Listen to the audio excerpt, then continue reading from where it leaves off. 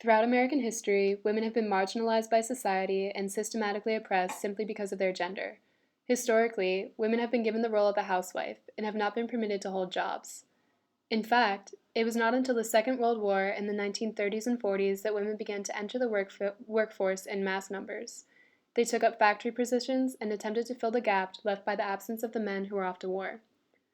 After the war ended, however, the women were told to go back to being housewives, and their previous duties and responsibilities were stripped from them.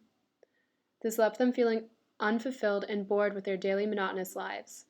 This is when women began to stand up for their right to be equal members of the workforce and fought for an Equal Rights Amendment to be passed. Since then, women all around the world have been fighting this battle for equal treatment as well as equal pay. Even in today's society, what we perceive to be a modern 21st century, women are paid about 80% of what men make, and this number can drop to as low as 54% when considering other factors such as race. This also varies by region of the world, and even when we compare states within the same country, we find an alarming difference in pay. This wage gap starts small between recent college graduates, but as age increases, as does the wage gap. In addition, women still face gender discrimination when entering certain fields. In STEM occupations that are more science and math based, women make up only 24% of the workers, despite making up nearly 48% of the regular workforce. Alarmingly, studies show that women actually work longer hours than men on average. When factoring in unpaid labor, women work around an hour more than men and are not compensated accordingly. This continued gender discrimination is aggravated by many social factors. One of the major contributors is the way women are portrayed in the mass media. They are often portrayed as fragile, unintelligent, or shallow. When they are presented in leadership positions, it is often a negative connotation attached, such as being labeled as bossy, nagging, or bitchy. These negative stigmas likely stem from the fact that in real life there are very few women in positions of power, specifically when looking at the political spectrum.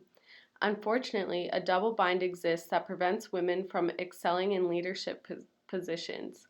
A woman a woman cannot be too feminine, nor can she be too masculine, and it is this impossible balance that keeps women oppressed in the workforce.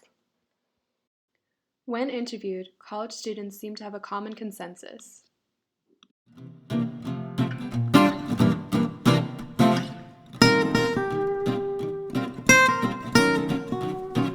Yes. Yes. Yes. I think it exists. Is it as big as what many people purport it to be? No, but there definitely is. I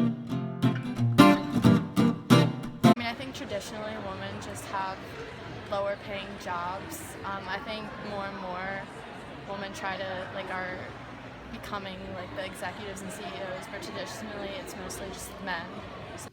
Well, honestly, it just really stems from, I guess, the patriarchy that's been going on for years. Because I mean, to be honest, several decades ago, women were rightfully not paid the same amount, and I feel like there hasn't been any recognition, formal recognition to equalize that. So we're still where we are now.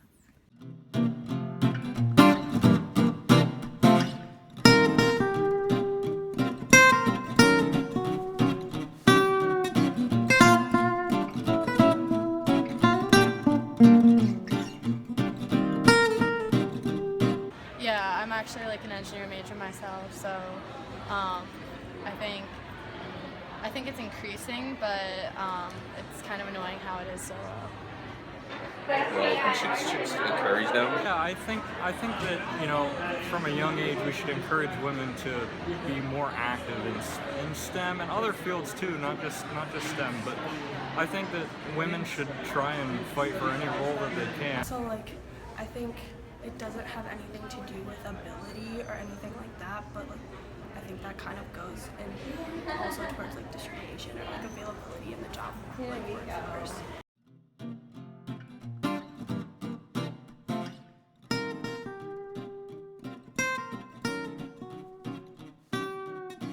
Yeah, put a legal action on it. It shouldn't be legal to pay people different amounts for the same amount of work just because of the gender.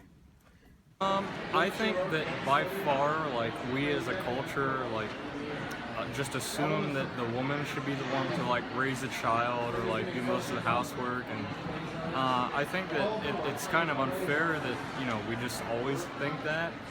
Communication and just like understanding, like, listen, we're doing the same things at work, but like we're not doing the same things at home. Like, how can we make this work? Despite the fact that almost every college student interviewed agrees that the wage gap does exist, very few are equipped with the tools to make a difference when they enter the workforce. Sadly, recent politics seem to be moving in the opposite direction of equality, and on April 28th of 2017, a federal court ruled that it is legal for employers to pay women less than men for the same work based on differences in workers' previous salaries. At the rate that society is making progress on this issue, women will not achieve pay equality until 2058. Thus, it is up to those about to enter the workforce to be aware of such gender bias and hopefully make a difference by using their knowledge for positive change.